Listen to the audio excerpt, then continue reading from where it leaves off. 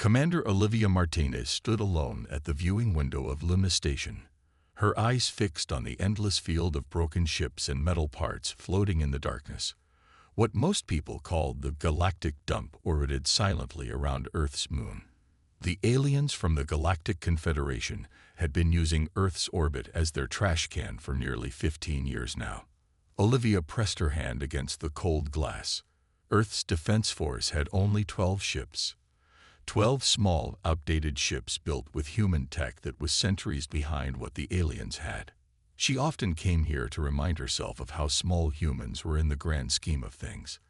"Commander, sorry to bother you, but there's someone who insists on meeting with you," said a voice behind her. Olivia turned to see her assistant, Greg Fisher, looking uncomfortable. Behind him stood a tall man with wild red hair and a rumpled uniform. He carried a tablet and had dark circles under his eyes. "Peter Collins, Engineering Section," the man said, stepping forward and offering his hand. "I've been trying to get a meeting with you for 3 weeks." Olivia shook his hand. "I've been busy with the Arcturus border patrols." "I know why you keep coming here," Peter said, looking past her at the field of space junk. "You're looking at our greatest weakness, but I'm seeing our greatest opportunity." Greg moved to leave, but Olivia gestured for him to stay.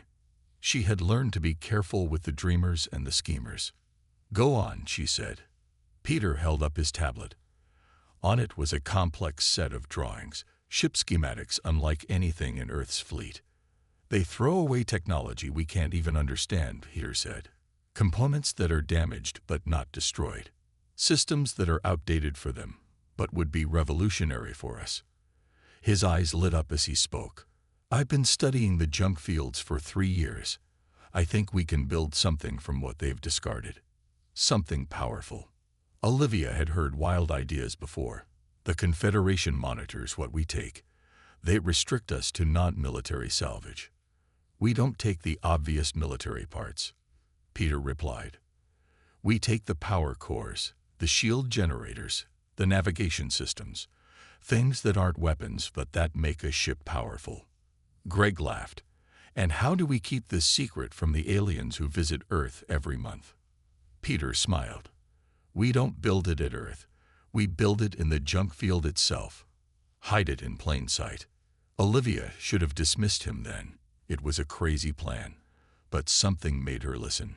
Maybe it was the growing reports of Vaxari ships testing Earth's borders. Maybe it was the dismissive way the Confederation ambassador had spoken to her last week. "How would we even start?" she asked.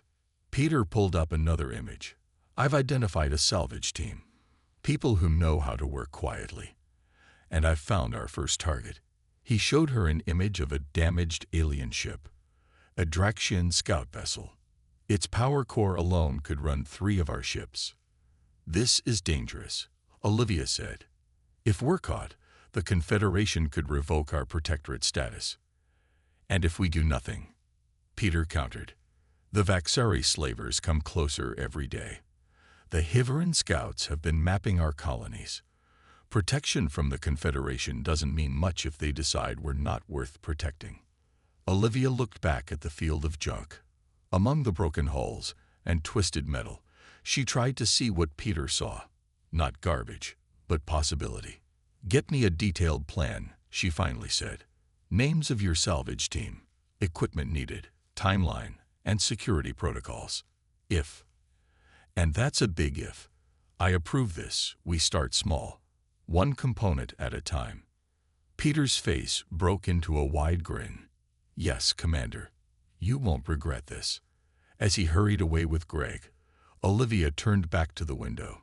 For the first time in years, when she looked at the massive junkyard, she didn't feel small. She felt something else. Something dangerous. Hope. Kate Weber floated silently among the twisted metal of the junkyard. Her spacesuit was patched in several places, but it kept her alive in the vacuum. She pushed gently off a piece of alien hull, drifting toward the damaged Draxian scout ship. 5 other figures in similar suits moved with her, each one carrying specialized tools. "Remember, we're just taking what's on the list," Kate said through the radio. No extra parts, no souvenirs. Jack Harris, the newest member of her team, nodded inside his helmet. Before joining the salvage crew, he had been in prison for stealing alien tech from government storage. Now his skills were being put to official use. He could spot valuable components better than anyone. "That's our target," Kate said, pointing to a curved section of the ship where the hull had been torn open. "The power core should be inside. Be careful. These Draxian systems sometimes stay active for years." The team attached magnetic anchors to the ship's hull and pulled themselves inside. Their helmet lights cut through the darkness, revealing a maze of pipes and wires. Everything was covered with a thin layer of frost. Jack moved ahead, his eyes scanning the alien technology. "This way," he said, pointing down a narrow corridor. "Power systems are always near the center." They moved carefully through the abandoned ship. Twice they had to cut through fallen debris. Once they had to wait while a section of the ship released a cloud of frozen gas. "There it is," Jack said finally. His light illuminated a spherical object about the size of a beach ball. It glowed faintly blue even though the ship had been dead for years. "That's it. That's the power core," asked Manny Diaz, one of the newer team members. Kate nodded. "Don't let the size fool you. Dr. Murphy says it could power a small city for a decade." They worked together to disconnect the core from its housing. Jack carefully marked each connection point before they cut it. They needed to understand how to make it work again once they had it. Movement outside the ship warned Zoe Russell, who was keeping watch at the entrance. "Something's coming this way." Kate checked her scanner. "Confederation patrol. They're early." She looked at the half-disconnected power core. "We need 10 more minutes." "We don't have 10 minutes," Zoe replied. "They'll be in visual range in 3. Jack pulled a small device from his belt. "I've got this." He pushed off from the wall and moved quickly back toward the entrance. Kate and the others worked faster, cutting through the final connections to the power core. The sphere grew brighter as they disconnected it, humming slightly. Kate secured it in a special container they had brought. "Core is secured," she said. "Everyone out. Now." They moved back through the ship, carrying the precious power core between them. When they reached the entrance, they found Jack floating outside, watching the approaching patrol ship. "What did you do?" Kate asked. Jack smiled inside his helmet. "I activated the distress beacon from another wreck half a kilometer away. They're heading there now." The team pushed away from the Draxian ship, using small maneuvering jets to blend in with the drifting debris. The patrol ship passed in the distance, its searchlights focused in the wrong direction. An hour later, they reached their hidden shuttle. Once inside, they secured the power core and removed their helmets. "Dr. Murphy is going to be very happy," Kate said, looking at the container. The blue glow leaked out around the edges of the lid. Back at the hidden asteroid base, Dr. Alan Murphy was indeed happy. He circled the power core, which now sat on a special stand in his lab. "Remarkable," he said. "It's in better condition than I hoped." Commander Martinez watched from the doorway. "Can you make it work?" Dr. Murphy nodded slowly. "I think so. The principles are beyond our science, but with the data Jack collected about the connection points, we can interface with it." He looked up. "This is just the beginning, though. We'll need many more components."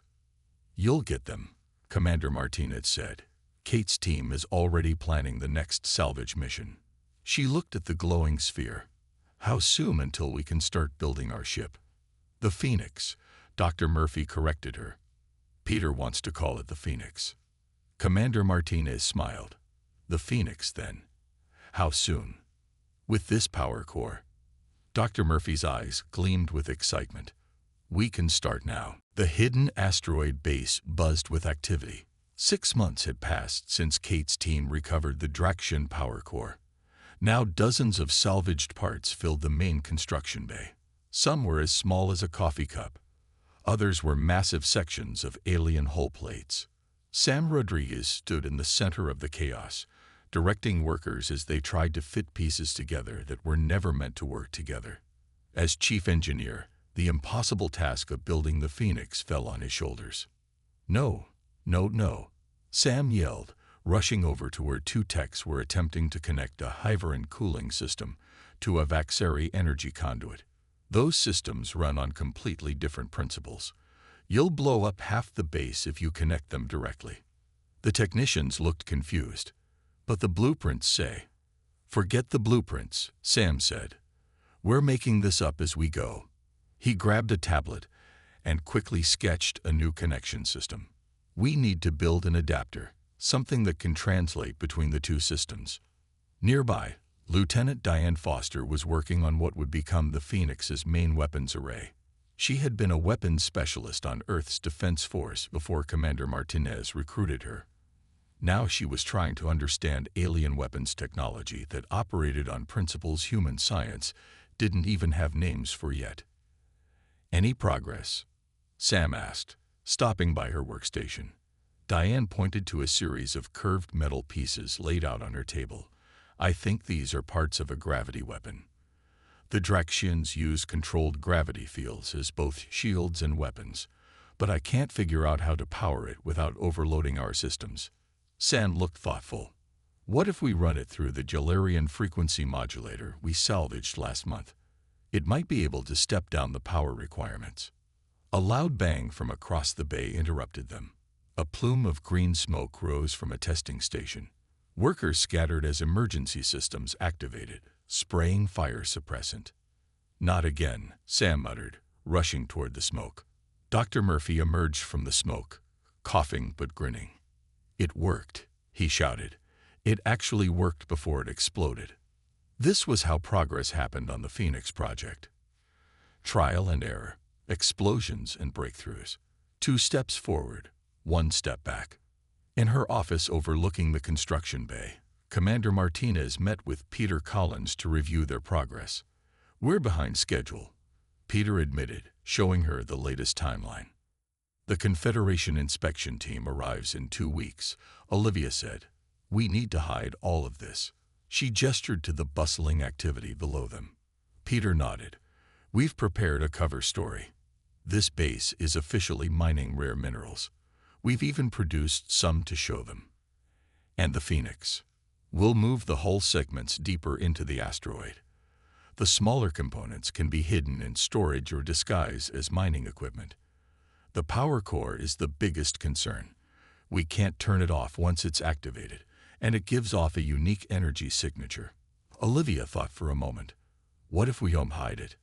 What if we show them something else? The day the Confederation inspection team arrived, the asteroid base appeared to be nothing more than a simple mining operation. Inspector Zorax, a tall blue-skinned alien with 4 arms, led the inspection team through the facility. "And what is this section used for?" Zorax asked, pointing to a sealed door. Commander Martinez smiled. "That's our experimental power generator. Would you like to see it?" Inside the room, Dr. Murphy stood beside a glowing blue sphere, the Draxian power core. But around it, they had built what appeared to be a crude human attempt to harness its power. "We found this alien power source in the salvage field," Olivia explained. "We're trying to understand it. But as you can see, our technology is quite primitive compared to yours." The inspector looked at the deliberately inefficient system they had constructed around the core. "This is a very inefficient use of a Draxian core," he said with obvious disdain. "We're doing our best with our limited understanding," Olivia replied humbly. The inspection team left, convinced that humans were still far too primitive to be a concern. They never found the real Phoenix project, hidden deep within the asteroid, where the true work continued. "That was close," Peter said after the inspectors departed. Olivia nodded. "Too close. We need to work faster. The Phoenix needs to be ready to fly before they return." Captain Eric Bennett stood before the Phoenix with his mouth slightly open.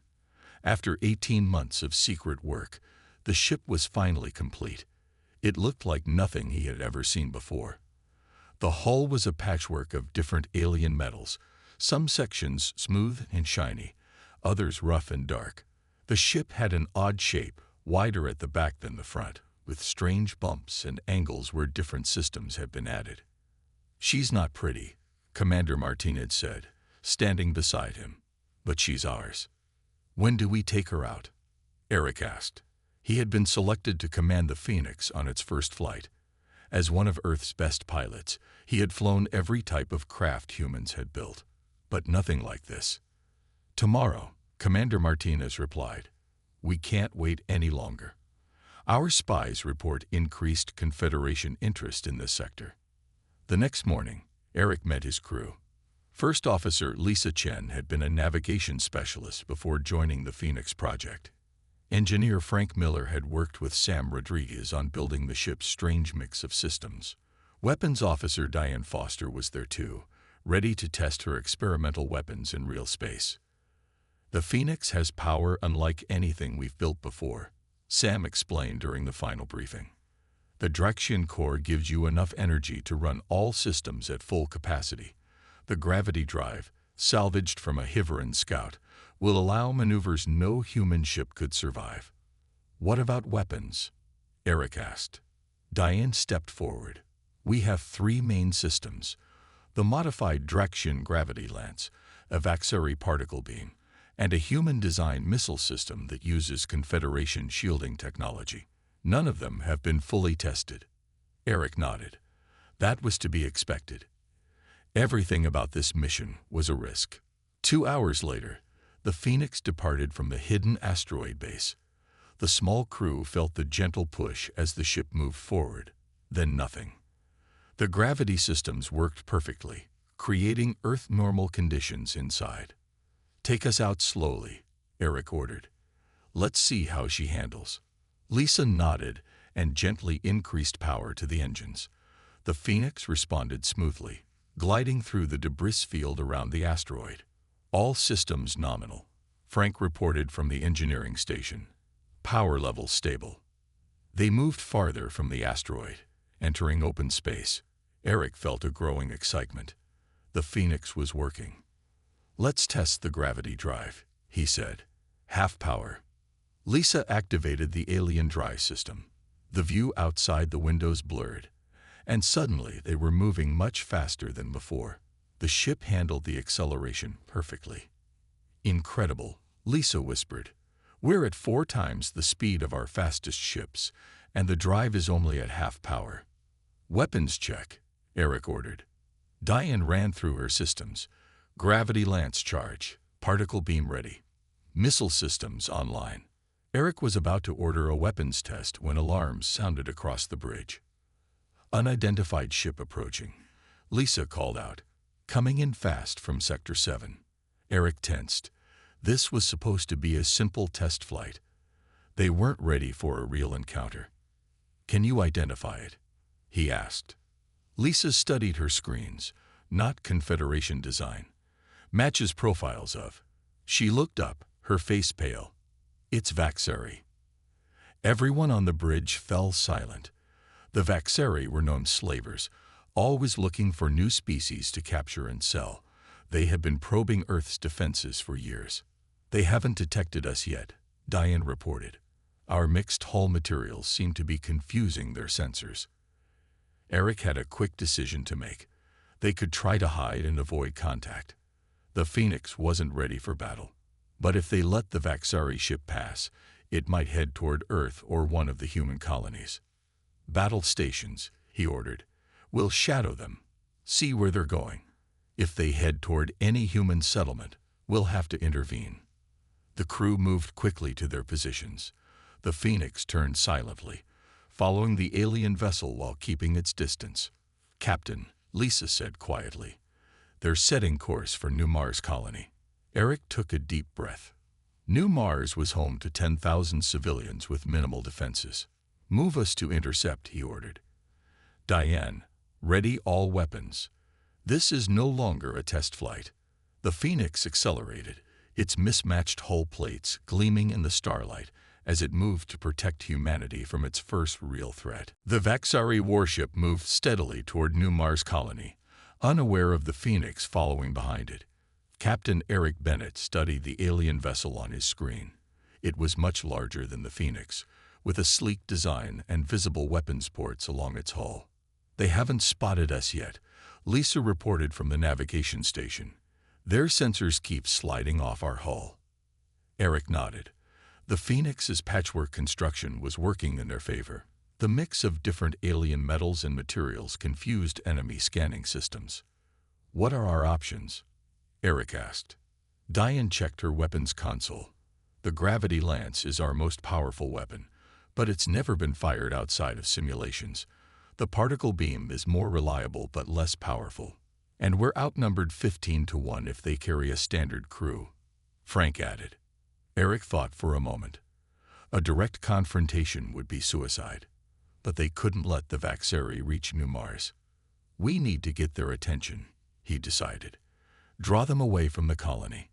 Lisa, plot a course that will take us past them, close enough to be noticed, but far enough to give us a head start." The Phoenix accelerated, its gravity drive humming quietly. They swung in a wide arc that would cross the Vaxeri ship's path. As they moved closer, Eric gave his next order. "Diane, prepare the smallest missile we have. Target their sensor array, just enough to get their attention."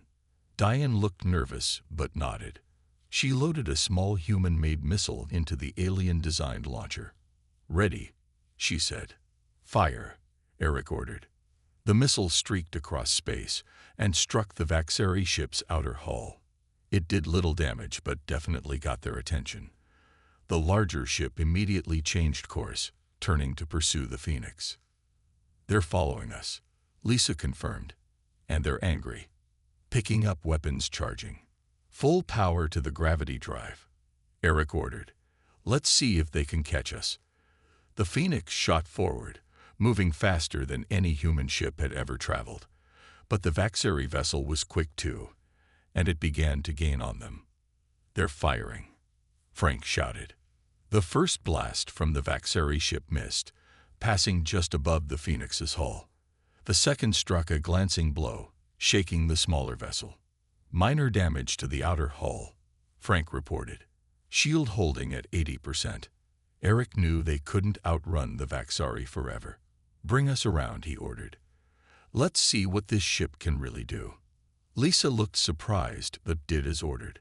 The Phoenix swung in a tight turn that would have torn apart any conventional ship.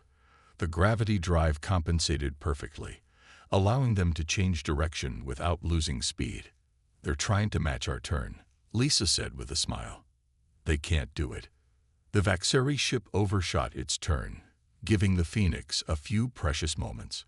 Eric saw his opportunity. "Diane, target their engine section with the gravity lance." Diane's fingers moved across her console. "Gravity lance charge and ready." "Fire," Eric ordered. A ripple seemed to pass through space from the Phoenix to the Vaxeri ship. Where it struck, the alien vessel's hull visibly distorted. Their engines flickered and went dark. "Direct hit," Diane shouted. "Their main drive is offline." But the Vaxeri ship was far from defeated. It rotated, bringing its main guns to bear on the Phoenix. "Evasive maneuvers," Eric ordered calmly. The Phoenix danced through space, its strange design and powerful drive allowing it to move in ways no conventional ship could match. Most of the Vaxeri shots missed, but some found their mark. The Phoenix shuddered with each hit. "Shields down to 40%, Frank reported. "We can't take much more of this." Eric studied the enemy ship. "Their weapon systems are all on the front half," he noted. "Lisa, can you get us behind them?" Lisa nodded. "Hold on." The Phoenix shot. News of the Phoenix's victory spread quickly. Within days, the story had reached every corner of the galaxy through subspace communications. A small human ship, cobbled together from salvage, had defeated a Vaxari warship. Many alien species didn't believe it at first. Commander Olivia Martinez stood in the main conference room of Earth's defense headquarters. The room was filled with military leaders and government officials.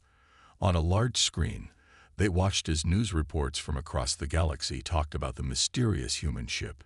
The Confederation has requested an emergency meeting, Olivia told the group. They're concerned about how we acquired advanced technology.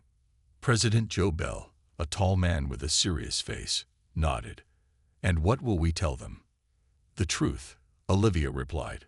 We built it from their garbage. There's no law against that. 3 days later, Ambassador Linda Powell represented Earth at the Confederation Council. She was a small woman with a calm voice and sharp mind. The council chamber was filled with representatives from 30 different alien species. Many looked at the human with suspicion. We have received reports that Earth has developed military technology beyond your civilization's level, said Councillor Zarth, the Confederation leader. This violates the Technology Restriction Treaty. Linda smiled politely. The treaty states that advanced species cannot give restricted technology to developing worlds. No one gave us anything. We simply repurposed materials that were discarded in our orbit. Repurposed. A Draxian counselor asked with disbelief. You cannot repurpose technology you don't understand. But we did, Linda replied. She displayed images of the Phoenix on the chamber screens. This ship contains no complete system from any advanced species. Each component was modified, rebuilt, or integrated with others to create something new. The council chamber filled with murmurs. Some aliens looked impressed, others worried. This changes the balance of power, Councillor Zarth said. The Vaxeri are demanding action against Earth. The Vaxeri attacked a human colony, Linda countered. We defended ourselves with technology you threw away. If that upsets the balance of power, perhaps the balance needed changing. Back at the asteroid base, the Phoenix underwent repairs after its battle. Captain Eric Bennett worked alongside his crew and engineering teams to fix the damage and improve the systems that had underperformed. The gravity lance needs better cooling, Diane told Sam as they examined the weapon. It nearly overheated after just one shot. Sam nodded. We can adapt the cooling system from the Vaxeri ship. Their heat management is better than anything we've seen before. Engineers were already studying the sensor data they had gathered during the battle. The Vaxeri ship had revealed weaknesses in its design, but also new technologies that could be incorporated into the Phoenix. Dr. Murphy rushed into the repair bay, his face excited. You need to see this, he said, holding up a tablet. He showed them footage from a space station near the border of Confederation space. Aliens of various species were loading equipment onto ships. What are we looking at? Eric asked. These are representatives from non-Confederation worlds, Dr. Murphy explained. Species that have been denied advanced technology, just like us. They're reaching out through back channels, offering to trade their own innovations. Olivia studied the footage. They see us as proof that the Confederation's restrictions can be overcome. We're not alone anymore, Peter Collins said quietly. There are others out there who want to help us, and who want our help in return. A message arrived from Earth's government. The Confederation had reluctantly agreed to reclassify Earth as a transitional civilization, removing some of the technology restrictions. More importantly, they had approved Earth's request to build a small defense fleet for local security purposes. They're afraid, Olivia realized. Not just of us, but of what we represent. If one primitive species can do this, others might follow. Peter smiled. Time to start building Phoenix 2 and 3. Olivia nodded. The president has already approved it. And with the new classification, we can do it openly this time. Around them, the base hummed with activity. Engineers studied the Phoenix, learning from its successes and failures. Earth was no longer just a backwater planet. For the first time, humans had earned respect among the stars. 1 year after the Phoenix's first battle, Earth's small but growing fleet gathered near Jupiter. 3 ships now bore the Phoenix design, each one improved upon the lessons learned from the original. Captain Eric Bennett commanded the first Phoenix, with Lisa Chen as his second in command. The 2 newer ships were led by Captains Ryan Ellis and Maria Garcia, both experienced pilots who had trained extensively on the unique systems. Earth was changing too. Trading agreements with other developing worlds brought new ideas and technologies. Human scientists worked alongside alien counterparts from worlds that had also lived under Confederation restrictions. Together, they made advances that neither could have achieved alone.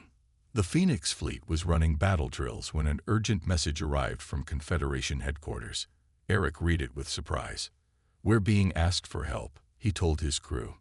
"The Confederation is under attack by something called the Nexus Horde. They've requested immediate assistance from all allied worlds." Lisa looked skeptical. "After they treated us like children for so long, now they want our help." Eric shrugged. "Apparently this Nexus Horde is unlike anything they've faced before. They're calling in everyone."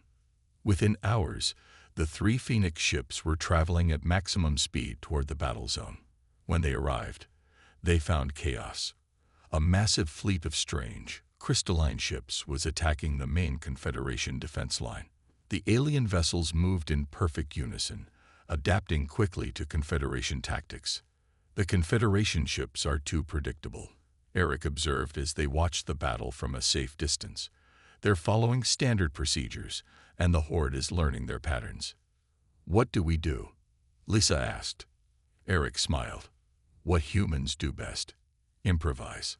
He opened a channel to the other Phoenix ships. "Captain Ellis, Captain Garcia, standard formations won't work here. We need to be unpredictable. Follow my lead, but react independently. Use what makes our ships special." The 3 Phoenix ships entered the battle, their mismatched hulls standing out among the sleek Confederation vessels. The main Confederation commander, Admiral Voltar, sounded annoyed when Eric contacted him. "Stay clear, human ships. This is beyond your capabilities." "With respect, Admiral, we'd like to try something," Eric replied. "Your ships are fighting with predictable patterns. We need to disrupt the Horde's ability to adapt." Before the Admiral could object, the Phoenix ships split up and attacked from 3 different directions. They used their gravity drives to make impossible turns, their mixed weapon systems to strike from unexpected angles. The Phoenix's patchwork design and hybrid systems made their movements impossible to predict. The Nexus Horde ships struggled to adapt to the humans' chaotic tactics. When they tried to counter one Phoenix, another would strike from an unexpected direction. The Confederation ships, seeing the humans' success, began to break from their standard formations and improvise as well. "It's working," Lisa shouted as a section of the Horde fleet broke apart under their combined attack. One of the crystalline ships targeted the original Phoenix, firing a strange beam that cut through their shields. The ship shuddered violently. "Hull breach on Deck 3, Frank reported.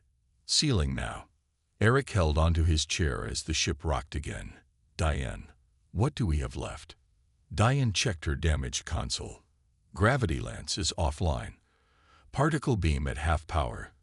But," she looked up with a smile, "I think I can reconfigure our shields to match the frequency of their weapons."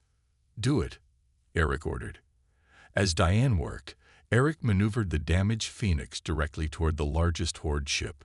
The enemy vessel fired again, but this time, the modified shields held. "Shields holding at 62%, Frank reported with surprise. "All power to the particle beam," Eric ordered. "Target their central control node."